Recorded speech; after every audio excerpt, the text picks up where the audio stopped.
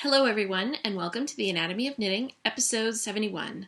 My name is Erin, and I'm going to be your host. Today is June 11th, 2015.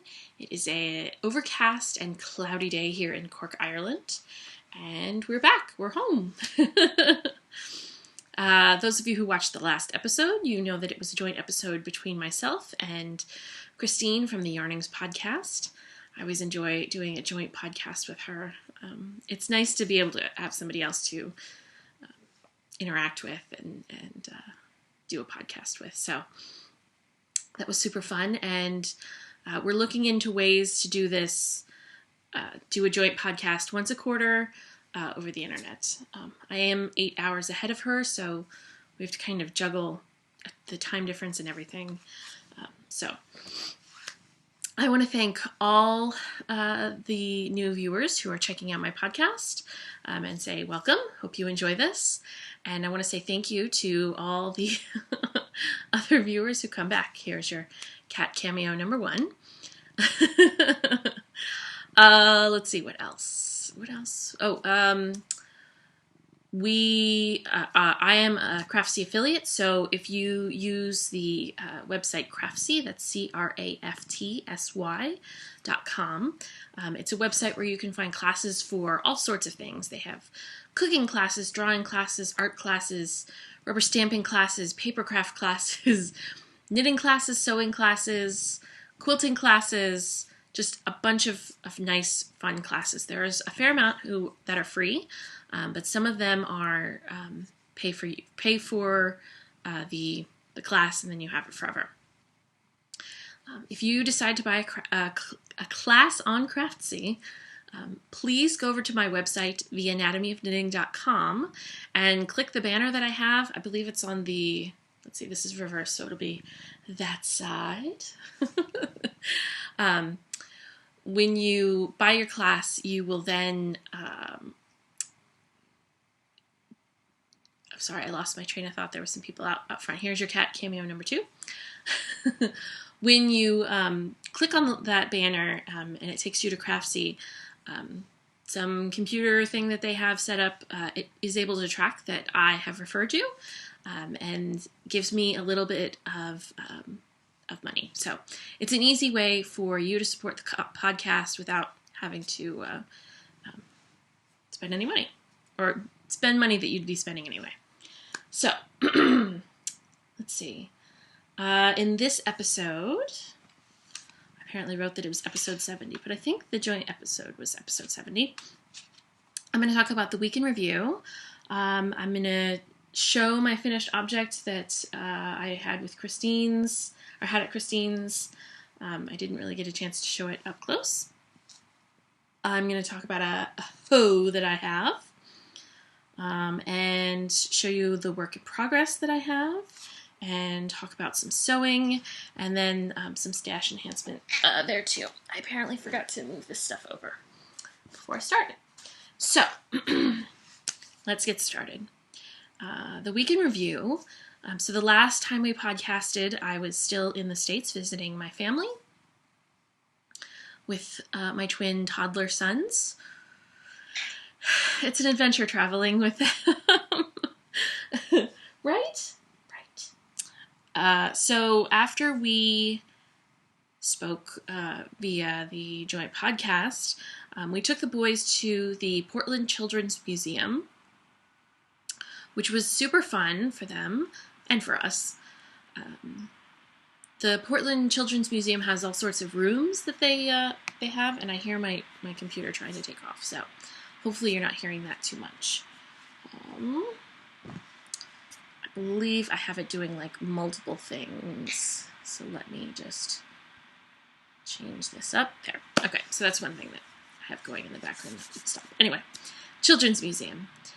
There's all these different rooms in the Children's Museum that the boys can explore. There's like a transportation room, which has one of those wooden train sets. It had a bus that the kids could steer and touch all the button, or a bus setup. There was an ambulance setup, and I'm going to have a picture at the end which shows the ambulance and the part of the bus. It's all kid-sized and not real life-sized. Sweetie, I know people, you think that people want to hear you, but they can't understand kitty, okay? So, let's see, what other rooms? They had like a water room, which we never checked out. There was a theater room. There was, what else? There was a digging room, which Nathaniel thoroughly enjoyed. There was a grocery store room where they had a miniature grocery store and cafe set up. And when we went, Malcolm stayed with Bernie most of the time, and then Nathaniel stayed with myself. And when Nathaniel would choose that he was done with the room, we'd move on and leave Bernie and Malcolm behind. And they did the same as well with other rooms. So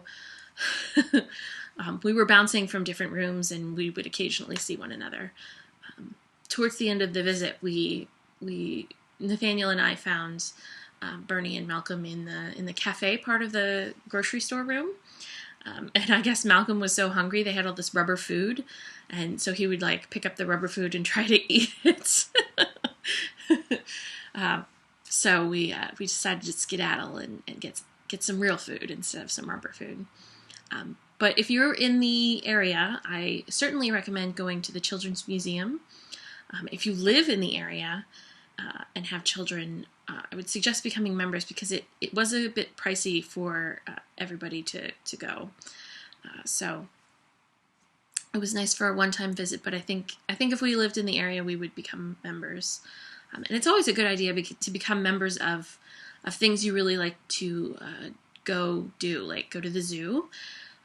It just helps to support the facility and gives you an excuse to go more often than you probably usually would. So we went to the Children's Museum, and we also had sushi. I always go with the idea that I'm going to eat my body weight in sushi while we're there because Cork has one sushi restaurant that I've been to. Now, typically when you buy sushi, for those of you who haven't had that experience, they make a roll for you, which is usually probably about yay big, and then they cut it up into 8-10 pieces. Here in Ireland, the sushi place that we go to, they only end up giving you 4 pieces for your order, and those orders of sushi cost the typical amount that I would think that they would cost if I were ordering 8 pieces. So, or an 8-piece roll. So instead of spending like in the States, I'd order maybe 2 rolls, which would be 16 individual pieces of sushi, and it would be maybe like $7 per roll. And so it would be 14. If I wanted the same 8 or 16 pieces of sushi, I would have to order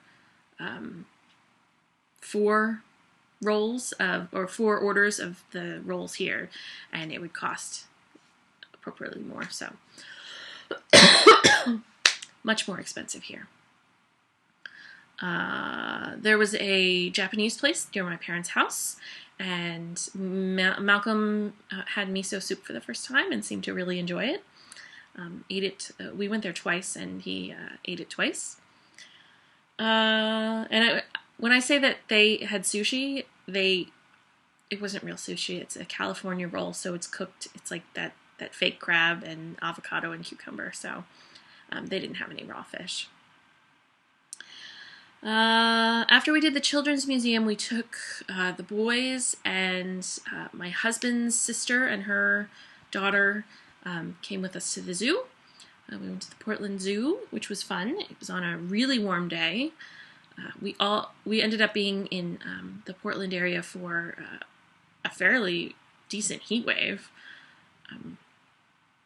2 of the days there, I think it reached 90 degrees when we were there. The zoo was super fun. The boys, let's see, which animals did they seem to like the most? I know Malcolm was talking about the elephants a lot before, but they were working on a new elephant exhibit, so the parts where the elephants was kind of not super exciting. You weren't able to get really close to them. Let's see. They liked the tigers and, of course, the monkeys, because they like to make the monkey sounds. We got them some soft serve ice cream for the first time. Please don't step on that. Please don't.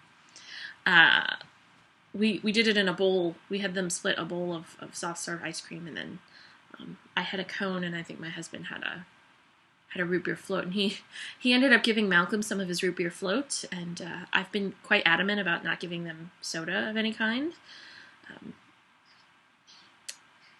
What are you doing? Please get off my stuff here. Thank you. And so Bernie apparently gave him some root beer, so not super excited about that, but it is what it is. And then after we visited the zoo, my father was going through the weekend paper, and since we were leaving on Monday, we were able to see what was going on over the weekend. And I believe it was a Saturday. The Hazeldale Firehouse number 6, I think it was, staged an open house for all the kids to come and see things that happened at a firehouse. So we took the boys to see the fire engines, and Malcolm had a blast, and Nathaniel and Grammy and I rode on an old fire engine. And then after we rode on the fire engine, the three of us watched them put out a car fire. And there's a video of that's going to be at the end of the podcast. Let's see. I guess Malcolm, while we were riding the fire truck, Malcolm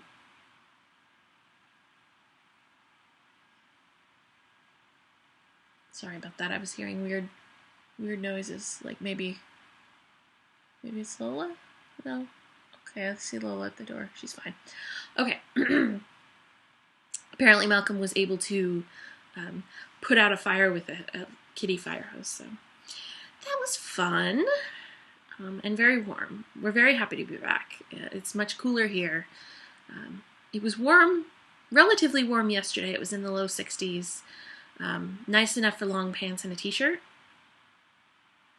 So, yeah. And then we flew back on Monday. We left around, I think it was 1:40 on Monday. We took the direct PDX to Amsterdam flight. And then, unfortunately, had a 12-hour layover in Amsterdam, which wouldn't have been fun had we not done what we did, which was rent a day-use room at one of the hotels that's attached to the airport. So we did that, and all took a nap because the boys don't sleep. They don't really sleep on the flights. They ended up deciding that they wanted to go to sleep about a half hour before we were supposed to land, so they ended up using the cots that the hotel had, which were basically cribs, and they haven't slept in a crib since about January. But they were so exhausted, they protested for like a minute, and then nothing. You hear nothing. So that was worth it. And the security experience in Amsterdam is quite nice. I mean, it's always a pain in the butt to go through security, but it was quite nice to go through it at Amsterdam. So you go, like in the U.S., you go to the line, you show them your ticket and your passport, and they check that and make sure that that's okay. And then gosh, I hope that fan isn't driving you all crazy. Let me see if I can raise it up a little bit. After you show them your passport and everything, you go to a line, and the line has 3 separate sections to it. 3 separate desks, I'll say, but it's all like connected to the conveyor belt that goes into the X-ray machine. So there's 3 separate cubbies, I'll say, for lack of a better word. So the desk that the cubby is at, underneath, they deliver those plastic containers that you use to like put your purse in, put your shoes in, put your jacket in, to go onto the conveyor. So, so you don't even have to like go grab one, bring it over, and then put all your stuff in. You just pick up the plastic one, put it up, put your jacket in, put your shoes in, put it on the conveyor belt, and it's taken away. And then you take your laptop out, put it in the next plastic thing comes bouncing up, and you take that out, you put your laptop in, and then move it on. So it was fairly seamless, and the people that were working the security area were super nice and enjoyed talking to the boys, and we were just pretty impressed with that experience. So that's all of the week in review, and we are already 15 minutes in. So let me get to my finished object that I'm just going to briefly show you, because I didn't really get a good close-up picture. This is the Toft yarn that I purchased at the London Knitting and Stitching Show. And I bought the yarn, and it came with the, oopsie, there we go, the pattern for this cowl, which I then knit. Well, I had to purchase some needles in the States while I was there to make this. And it's just one long rectangle that you knit. And it's just this lovely, lovely multi-ply, squishy, warm, delicious yarn. And I think it's considered the lace snood, so you can wear it like that. Which is nice. But I plan to wear it. Oops, that seam. Yeah, there's the seam. The seam in the back. You can wear it. And I have yet to block it. You wear it doubled up, which is I think how I'm going to wear it, because it's just nice and squishy. So there's that. I might just keep it on like this. My next faux, which I'll say, is the pair of, or the stockinette sock that I was working on when I was talking to Christine of the Yarnings podcast. I think I was probably about here when I was there. So I finished knitting the foot, and I don't think I have my sock blockers. No, they're not here. So I'll just have to hold it up. And the change here on the toe, it was quite abrupt compared to the rest of the color changes that you see.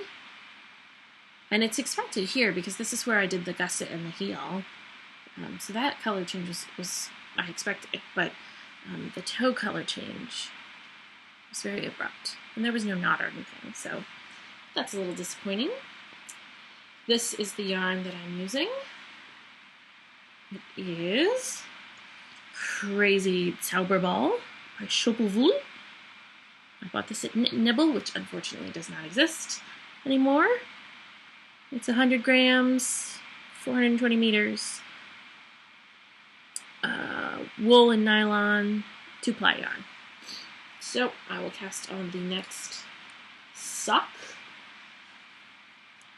Maybe this evening, maybe not, because I have been working on, since I didn't take it with me, last night after I got some paperwork done, I was able to work on my Hitsufude. This is the amount of yarn that I have left of the second ball. And I am currently on I finished half of chart D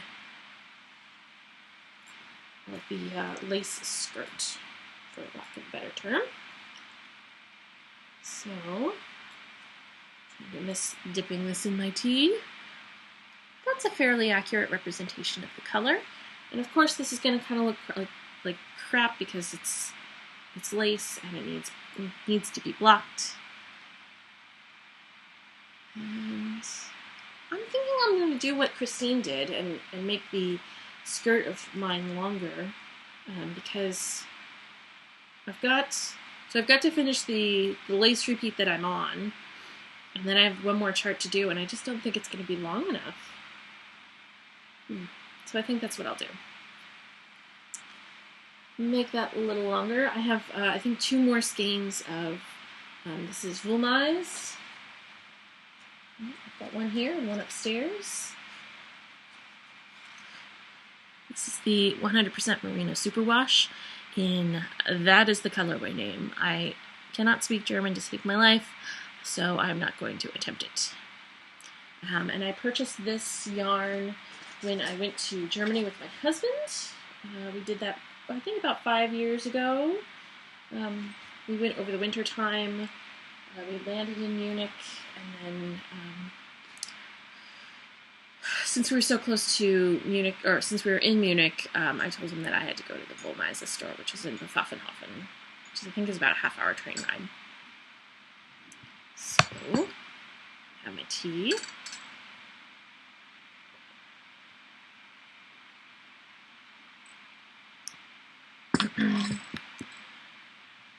And then talk about sewing and quilting. So when I was in the States, I went to a store called Fabric Depot, which is located in Portland, Oregon. There they sell, like, think of it as a Joann's fabric store, but like on steroids. I think the last time I heard of like how many bolts of fabric they had, it was like over 10,000. So I went there and I bought fabric for our Halloween costumes. And to recap, I'm going to be Princess Peach, hubby's going to be Bowser, and the boys are going to be Mario and Luigi. I bought fabric to make Bernie a quilt for Christmas. I'm going to do a half-square triangle quilt in Star Trek colors, so red, blue, yellow, and then a gray with a darker gray as a background, and I bought some Star Trek fabric to go on the back. Let's see what else. I bought fabric to make my mom a Christmas present. I bought fabric to make my brother a Doctor Who pillowcase and Christmas stocking. I got backing fabric to make the boys their Christmas quilts because I had purchased some fabric at the Knitting and Stitching show to be the quilt top. And I'm missing something.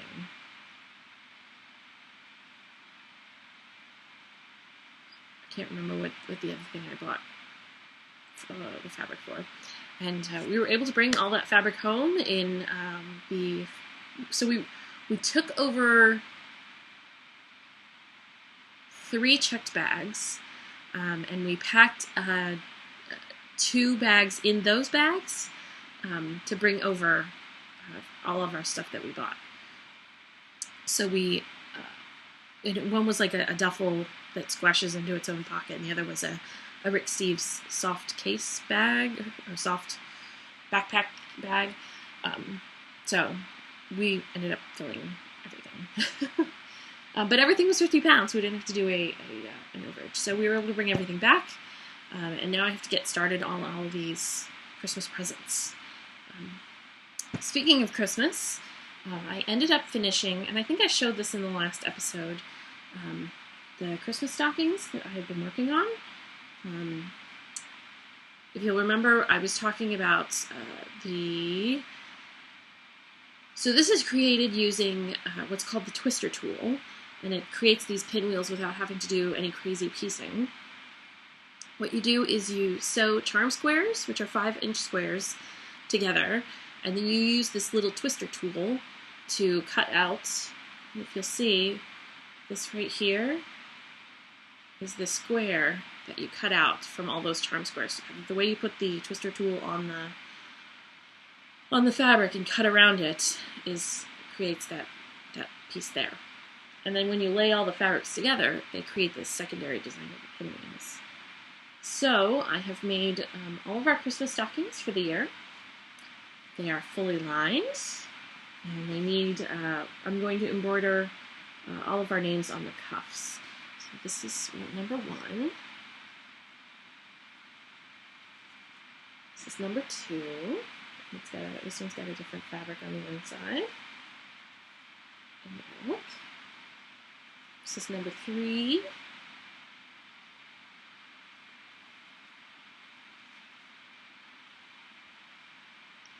And this is number 4.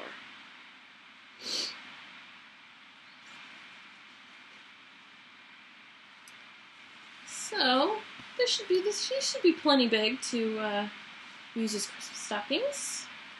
And we do have a fireplace here at the house, so we'll be able to hang those up here.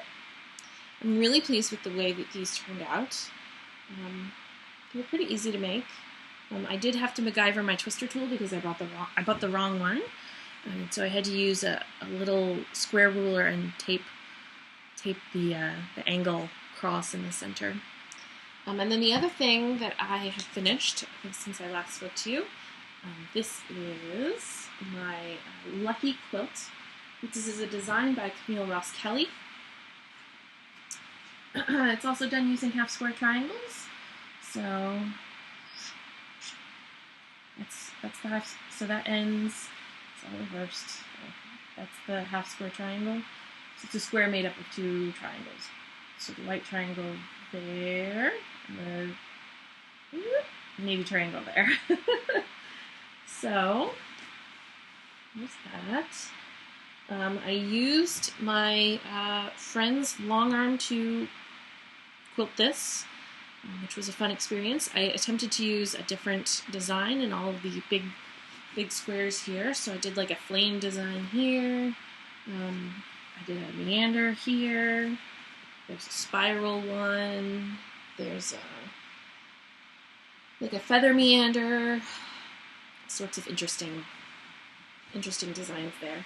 And this is a nice size lap quilt, and I used it all in solid colors. So I'll be showing you these last two projects at the IPS meeting that I'll be attending this weekend. So that should be fun. And I think that's it. I thought this was going to be long, but it only ended up being a half hour. So there is going to be pictures from the Children's Museum, and I think a video from there in the digging room. There's going to be pictures from sushi and the zoo and the firehouse visit and Amsterdam. So I hope you enjoy that. I will podcast next week, and I think that's it. I want to thank you all for watching. Oh, I almost forgot. Stash enhancement. When I was in Seattle, I went to So Much Yarn, which is a yarn store that's located in the Pike Place Market. They used to be a little bit north of the market, but had to move. I told you all about purchasing this skein, or these two skeins, in Christine's, or the joint show I did with Christine. This is the Knitted Wit Fine Treasures from a Sassy Girl. This is her Bling yarn, which is the Superwash Merino, Nylon, and Stellina. And this is in the 12th Man colorway, which is a reference to Seattle and the Seahawks. So we'll make socks out of that. And then the other one that I fell in love with and couldn't leave behind was this one. Again, Knitted Wit. This is her Victory Sock, which is 80% merino, 20% nylon. And this is in the Felicia Cakes colorway. And if you want to go see more from this dyer, it's knittedwit.com. KNITTEDWIT.com. Knittedwit.com. And I think this is going to be the next skein of sock yarn that I use, just because I think the flecks of color and neon is just super fun. So those are the two skeins of yarn. I'll show you the fabric as I use it up. So I want to thank you for watching. We'll try this again. I'm going to have a sip of my tea. I love my Berries tea. We're back in the land of Berries tea, which is made here well, the tea isn't made here, but I think the blend is here in Cork. So thank you for watching. I'll invite you all to come back next week. It was a nightmare dropping the boys off at the creche today.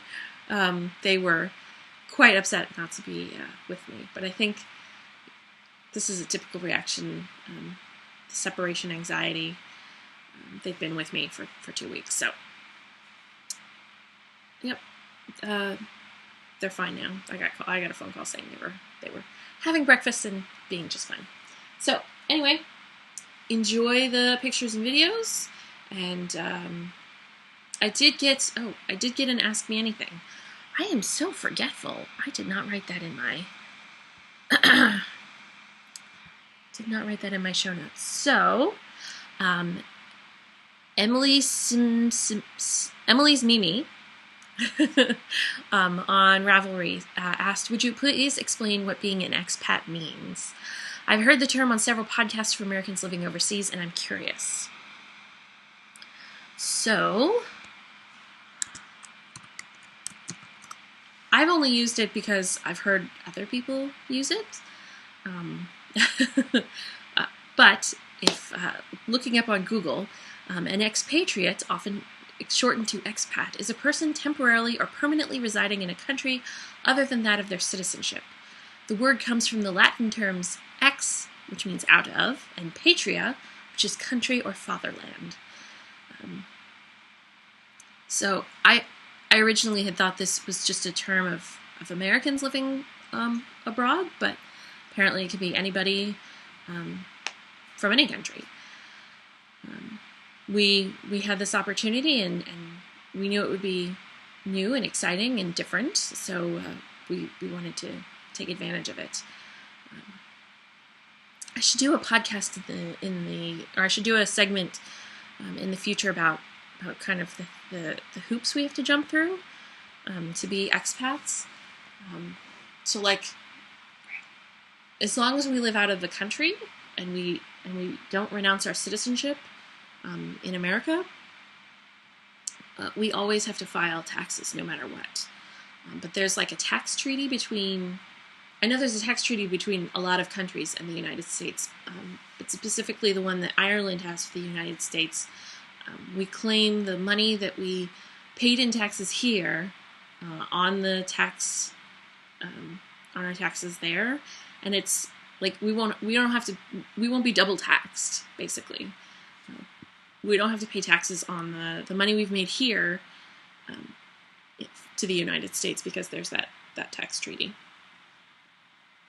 It seems really complicated. I told Bernie that we should hire somebody to do our taxes this year, but he decided that he was going to do them. So that's fun. Yeah. So that's the expat thing. Yeah. Anyway, my apologies. The end of this a little bit crazy. Okay. I'm now going to really say goodbye and throw it to the videos and photos from the trip. Please let me know if you have any other questions. I am planning on recording next week when the boys go to the creche. Yeah, so, and I'll have more knitted items, and I'll show you the blocks that I have for the block of the month for the IPS next week because I'll have showed them over the weekend. For those of you who are parents and are thinking of traveling, I'm going to work on a blog post sometime in the next few days about what works for us with air travel and toddlers. I blog over at twinmomquilts.wordpress.com, and so if you're interested, take a peek there, and I'll talk to you next week. All right, bye!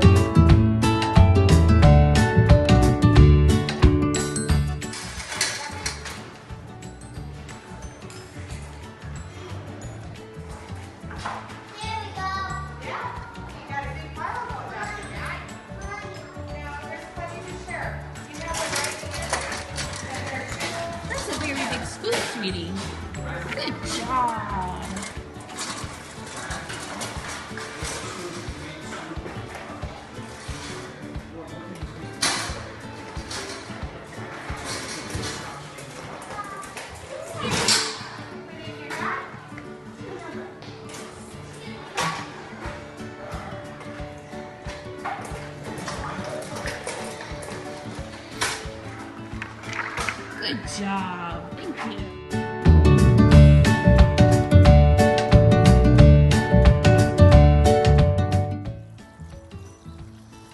Jump. A jump. A big wheel. And who are we waving to, sweeties? Who are we waving to? Water. Rainbow fish.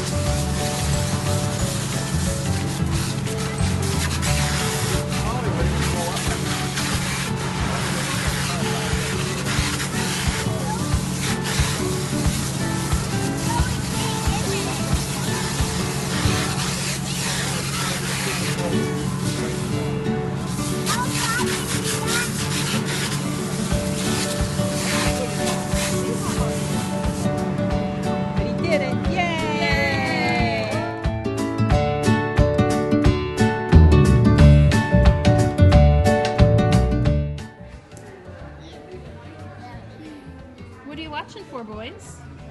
Pull down. Pull down. Yeah?